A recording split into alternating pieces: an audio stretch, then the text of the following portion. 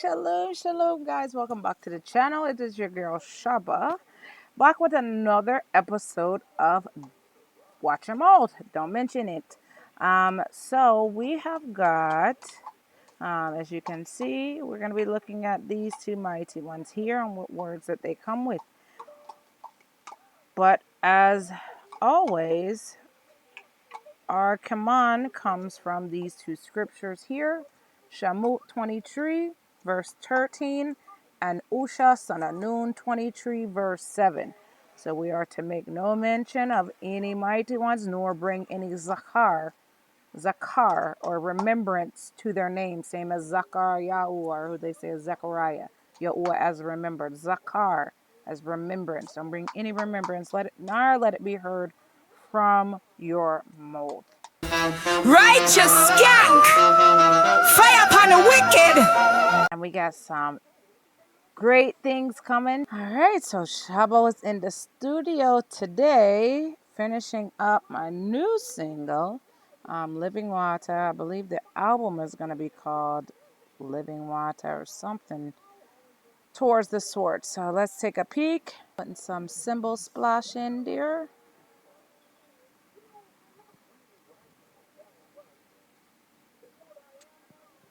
So we're going to go with this one here.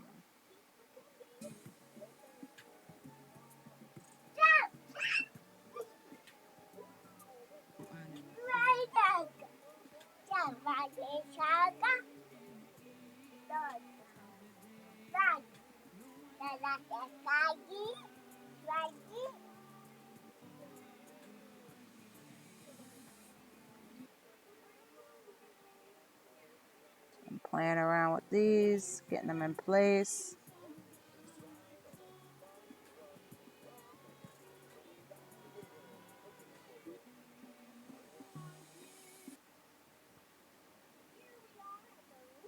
I'll play it around with that.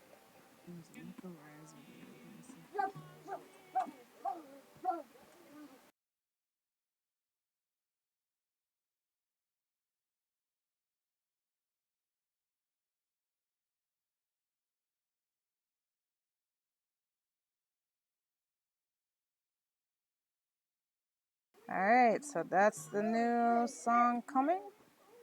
Living Water. I'm pretty sure I'm going to make it available upon the website. Changing out my distributor, so we'll see. Okay, Boombi. Yes, thank you. Watch a movie.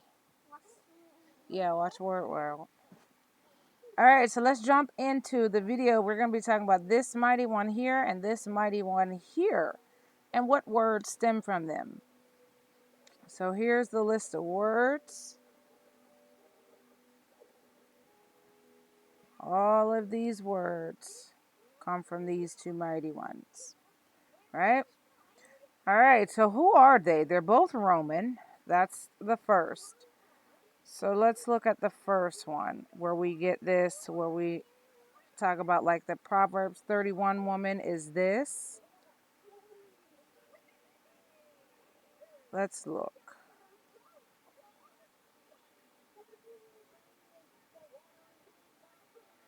So this is actually a man one. And you can see he was on coins and this and that over there.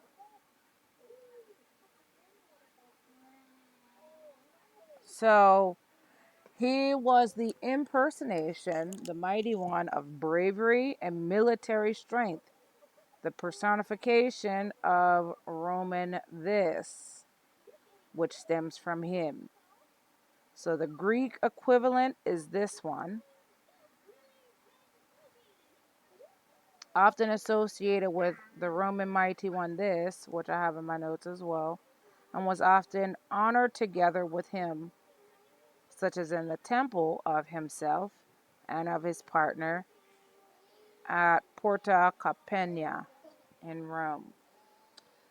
So we definitely can't be talking about women or this. This is a man mighty one. It is masculine, to say the least. But as you can see, he is actually a mighty one, what they like to say mythology, but we know that it's not a myth. So we've got in the Roman religion and civic life, it was personified as courage, excellence. This, well, they do call men this, a mighty man of this, and they call the woman this, but they're both the same mighty one, who is him. And it has to do with military, your military worth. So Britannica also notes that the paired colt, we looked at this over there as well, and them together. And another source describes this one as the personification of courage and military excellence.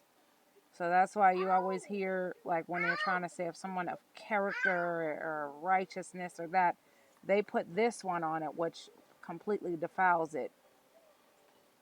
So the trap is deeper than simply being a tube somebody. The word family carrying imperial strength language. It's not covenant obedience. And again, we're breaking the command. As we've seen twice, two confirmation, lucky two confirmation, that can't be. We can't be calling on the names of other mighty ones. So that's exactly what those words are. Stop it, please. Stop it, please. So on those two, which we talked about, like when we're talking about women, Proverbs 31 woman and this and that is this. It is Romanized batub, built on that VIR and tied to a manly force. So it's nothing feminine. It's nothing for women. It is a manly force, military, war status, and having to do with public honor, which honor comes from YaHUaH. We know that righteousness is measured by YaHUaH. And our righteousness is nothing but filthy rags, as he's told us in his word. So it's not the same as righteousness at all. We've been fooled. We've been duped. So his counterpart is this one here. So this one is a lady. This one is a lady. And she's the personification of truth. The mighty one lady of truth, a daughter of this planet, which are all mighty ones. All the planets are the names of mighty ones. They're stars. And the mother of the one that we just looked at. So this is the mother of him. So they go hand in hand. Their meanings are similar. They tie together. She's also sometimes considered the daughter of another planet. So again, mighty ones, or creation of this mighty one here. So she's elusive, and she's said to have hidden in the bottom of a HOLY well of water. She is depicted both as a bird. I'm pretty sure that probably has to do. I have to look that up. I'm pretty sure that has to do with the one up there. Dressed in white as the naked truth. In her hand holding a mirror. So it's lucky, guys. My baby wants to be very silly and play right now. So as we've seen, the Roman presents her as the mighty one, lady of truth. Another source, other than that one, says that she hides in a well. She's only brought up to those who know how to retrieve her. So again, truth becomes hidden, elite. You know, they love that. Controlled and meditated instead of openly grounded in YaHUaH and his word. So she is not truth as a covenant reality. She is truth as validated. And I'm wondering if that has anything to do with it, because those are all truth words. statement, official findings, legal declarations, because they love to use these two and for their system, philosophical correctness, and or elite access. This is why her family belongs with the courts, oaths, confessions, and those sort of something in those institutions. Watch word world. Excuse me. So the trap is that Rome fused these two streams together because they're son and mother. The son says worth comes from approved strength, war, military, status, discipline, and public merit. His mother says that truth comes from what is officially recognized, spoken, proved, or what they say as another word for proved. So we see that today because what's recognized as being the truth, that's what people go with. What is commonly practiced or what the world mostly agrees on. That's why so many people are caught up in religion because it's tradition. So tradition must be true because they've been doing it for how long. That doesn't convey truth. If you do a lie for 500,000 years, it's still a lie, right? Anyways, we know that the earth wasn't around 500,000 years, but I'm only making an exaggeration. So anyways, it's not clean truth. It's built on imperial worth and on institutional truth. Not on covenant, not on what YaHUaH says is true, not his word, not seeking him out to find his truth, which is the only truth. So this, what you call like women, Proverbs 31 woman, replaces righteousness. And again, this is a man. This is masculine. So it can never be the word used to depict a woman. And what they say in court, oh, this is the ruling, or this was what was found. We need to do this to check and double check and make sure what you're saying is true. This, I'm pretty sure it's another spin, I don't really know what this word is, replaces truth. So Rome made batub masculine and militarized and made truth something the system certifies, because they're not gonna believe it anyway. They won't believe truth if it smacked them in the face. But that's for them system, left for them system alone as best as you can. So the core words we looked at are all of these. All of these. Look at this word right here. This is what they do when they go into court and the both sides pick the jury. The process, oh, sorry. The process is called this, right? So all of these words have to deal with this woman and her son. And that's why they use them, because it's tricks, it's traps, it's spells, and that's what they use in for the courtroom. So if you are dealing with a court, or even it's every day, you can look it up online. Black's Law's Dictionary. That is what they use. It tells you the words meanings, like a person. A person is an entity, a corporation, a trust, an organization, any of those things. A person is not a living man or a living woman. It is not. So when you're going in there and they're talking about persons and person and this and that, they're not talking about you. They're talking about your corporate fiction. If you don't know what that is, there's many videos. I have not gotten around to that side of things that YaHUaH has revealed to me in these court cases and stuff that he has me going through. But a bunch of truth has been revealed, and I've been able to verify it even through their own books, their styles manual that they use for stylizing words. That's why your all caps name, it's a stylization from their GPO styles manual. It's saying that something should be able to get your attention to say you need to be paying attention to this. All caps is not you as a living man or a living woman. It is a corporation. It is your trust that they have built for you from birth when you opted into their contracts, as we all did. Because, you can't really do anything without them. But over there, you really, there's ways around it. They give you a hard time, but there's ways around it. Like, you are able to get a passport without a birth certificate if you've never had a birth certificate, so long as you have an affidavit for your baby or whatever, um, and then you present that. And if your baby, I think, if you or your baby didn't have your birth certificate, didn't sign up for that contract within the first 6 months of life or something, I think that's what the DS11, the passport application says.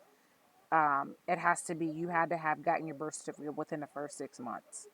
So do the affidavit. If I would have known more when I had at least even my last baby, I would have done that, and she would not have a birth certificate. Although she might have, because that would have probably given me a hard time with my husband's country, because they want a birth certificate and they want his name on the birth certificate. Whatever. That's besides this point. But this video is almost over. It's short and sweet. Thumbs up. Hit that like button.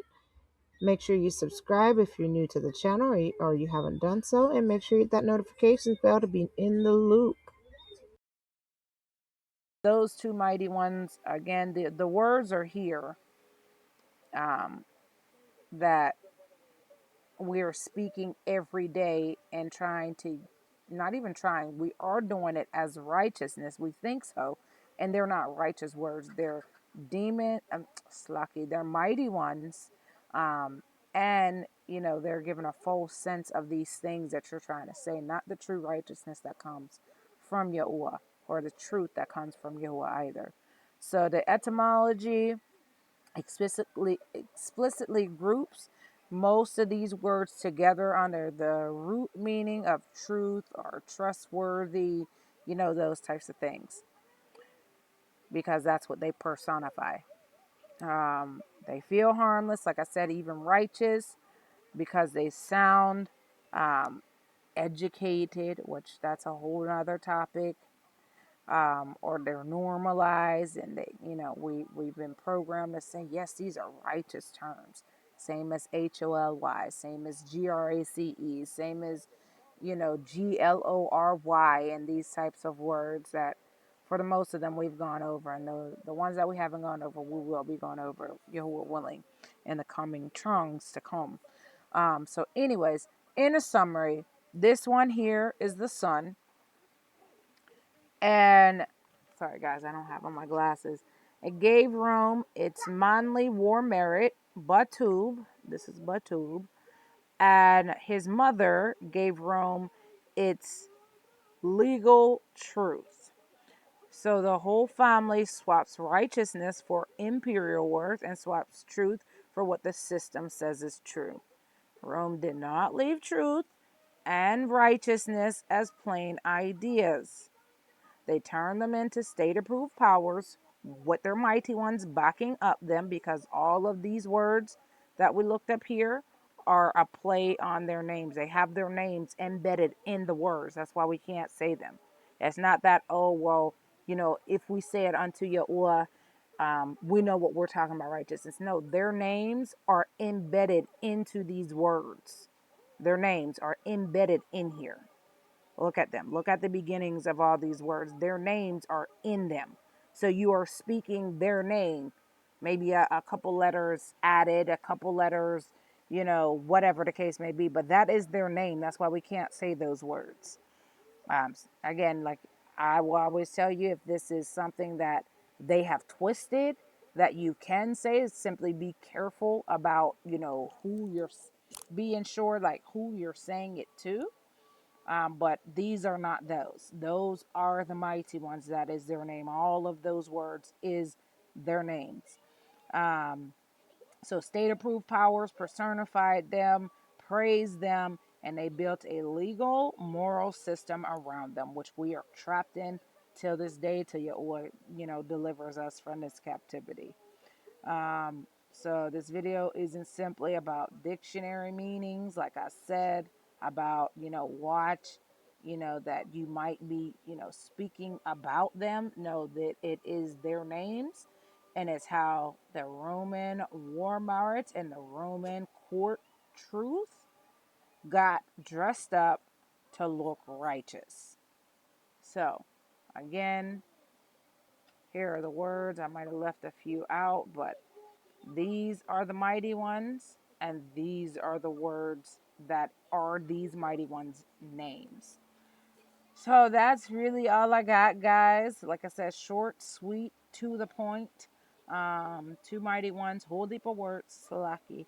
A lot of words. I'm trying not to say that because I feel like that is the same as like HOLY because it's the same sound. So usually when stuff is like that, it's still the same mighty one. So I'm simply not, even though they want to say it's spelled with a WH, they do that. So you're constantly caught up in the spells and speaking these stuff that we're commanded not to. So I'm trying to really get away from that, but it's very hard. You know, as though that Jamaican whoop is a big term, here.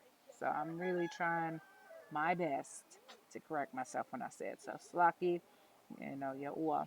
But I applaud that this has been a baraka to you. Short, sweet, to the point, not too many notes. Very self-explanatory. They're not hiding this mighty one, these mighty ones. So all you have to do is look them up. A bunch of pictures about them, a bunch of information about them. So there's no trying to hide these ones here. All right, so shalom, guys.